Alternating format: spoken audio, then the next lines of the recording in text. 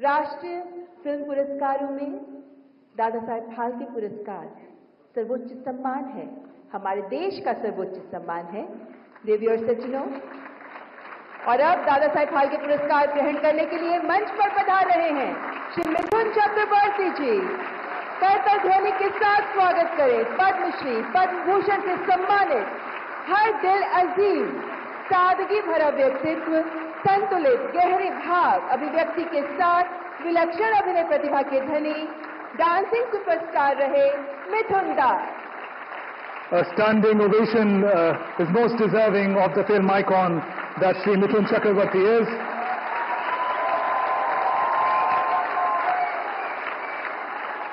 Being awarded for his never-say-die spirit, his superlative acting prowess, 5 decades of excellence in variety of genres and languages, realizing most importantly the dream of the common man rising above ordinary to reach unfathomable heights of stardom. Mithun Chakravarti, ladies and gentlemen. आम आदमी के सामान्य से ऊपर उठकर stardom की ऊंचाइयों को छूने के सपने को साकार करने के लिए लाखों लोगों के चेहरे पर मुस्कान, दिल में खुशियां भरने के लिए आदरणीय मिथुन दा को Dada Saheb Phalke life time achievement पुरस्कार का सम्मान। आपको ढेरों शुभकामनाएं मिथुन दा। Thank you very much. ताली मारेंगे, आप बोलेंगे स्पीच भी दो। माय गॉड, डायलॉग भी दे तो कितने आसानी से पढ़ लेता हूँ, भूल देता हूँ। आप क्या, कोई कागज नहीं, कुछ नहीं, क्या बोलूंगा कुछ समझ में नहीं आ रहा है। My respected president, my respected minister and all the best people, respected people on dais, respected people in the audience and my colleagues, बस इतना ही कहूंगा कि इस मंच पर मैं पहले 3 बार आ चुका हूं आप लोगों की दुआ से।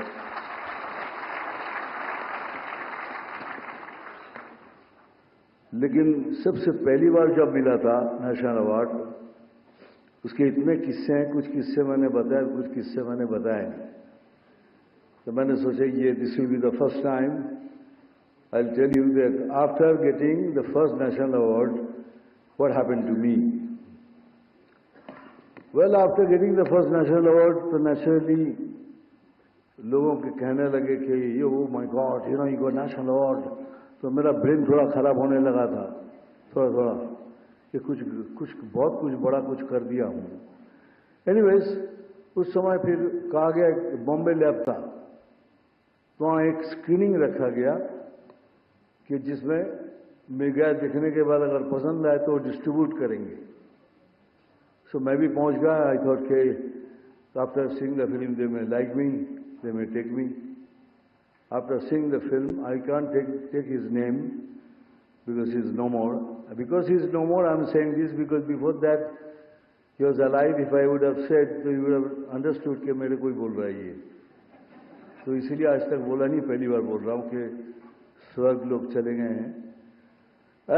तो आफ्टर फिनिशिंग द फिल्म बाहर आए तो I was walking along with him and I asked him, sir picture कैसी लगी?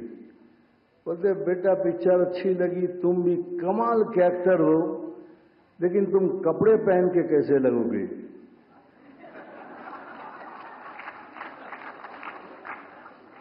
मैं 1 मिनट के लिए चौंक गया कि मैं उनके सामने बगैर कपड़े के खड़ा हूं। क्यों सवाल किया? बाद में याद आया, ओ मैंने जो रोल किया था वो एक आदिवासी का था जिसमें ऊपर मेरे कपड़े ही नहीं थे, तो इसीलिए सोच रहे थे कपड़े पहनने के बाद ये कैसा लगेगा, तभी इसको फिल्म में लूंगा। सेकेंड इंसिडेंट हुआ, ये नेशनल अवार्ड मिलने के बाद दिमाग तो खराब हो ही गया था। मैं अपने आप को एल पचिनो सोचने लगा। रियली मैं सोचा था मैं कुछ कमाल कर दिया, तो मेरे सारे एटीट्यूड चेंज हो गए ना। मैं प्रोड्यूसर के ऑफिस में जाके आके ऐसे बैठता था, कभी कभी यूज करता था कि प्रोड्यूसर मुझे दिखता था क्यों कर रहा है ये सब, और उसको नहीं मालूम था कि मैं अल पचिनो की तरह एक्टिंग कर रहा हूं।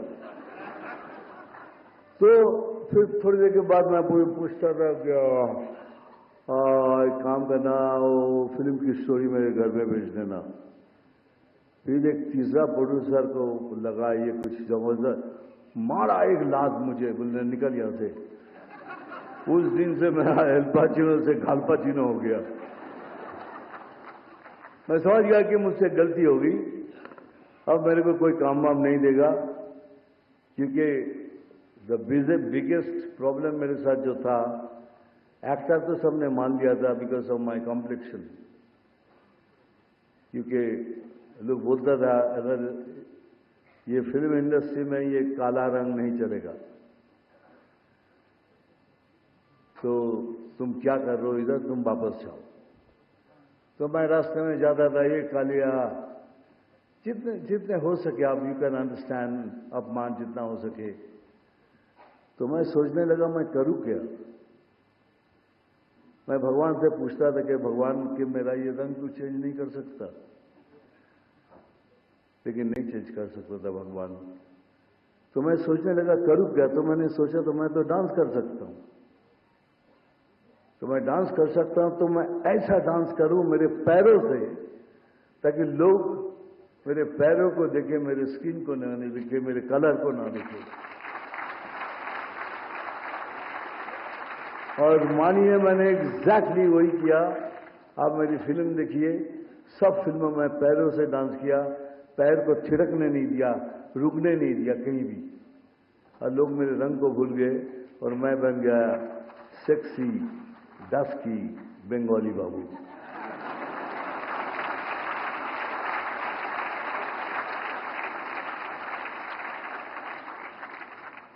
मैं बहुत शिकायत करता था भगवान से, बहुत, क्योंकि my life is not on platter. जो कुछ भी मुझे मिला है स्ट्रगल करके मिला है। I didn't get it just like that. तो मैं भगवान से कहता था तूने नाम दिया, शोहरत दी, फिर इतनी तकलीफ क्यों दे रहा है, हर चीज में क्यों तकलीफ दी। बहुत शिकायत करता था। तो एक दिन मैं ऐसे ही सोच रहा था कि शायद यही तरीका होगा, लेकिन नहीं, ऐसा तरीका नहीं था। आज ये अवार्ड मिलने के बाद मैं शिकायत करना छोड़ दिया।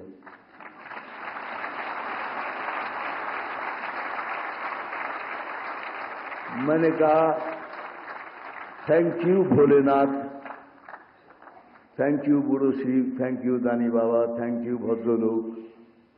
मेरे कलकत्ता में नीमतला से एक पुराना सा मंदिर है, जहाँ एक 10 फीट ऊंचा एक शिवलिंग है, जहाँ सीढ़ियों से चढ़ के जाके पानी देना पड़ता है। मैं कितने साल मुझे याद नहीं, मैं उनकी सेवा किया। तो उनको मैंने कहा थैंक यू, अब मैं शिकायत नहीं करूंगा, क्योंकि आपने मुझे सूद के साथ सब कुछ वापस कर दिया है।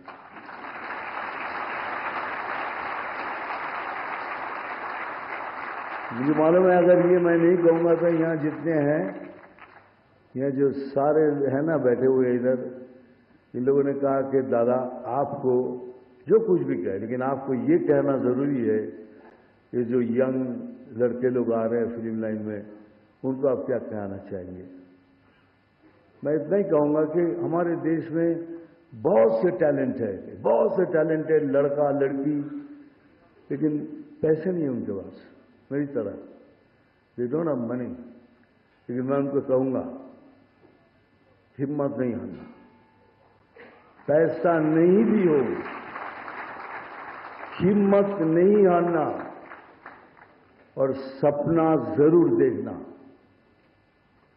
सपना जरूर देखना, लेकिन इतना याद रखना खुद सो जाना, लेकिन सपनों को कभी सोने नहीं देना।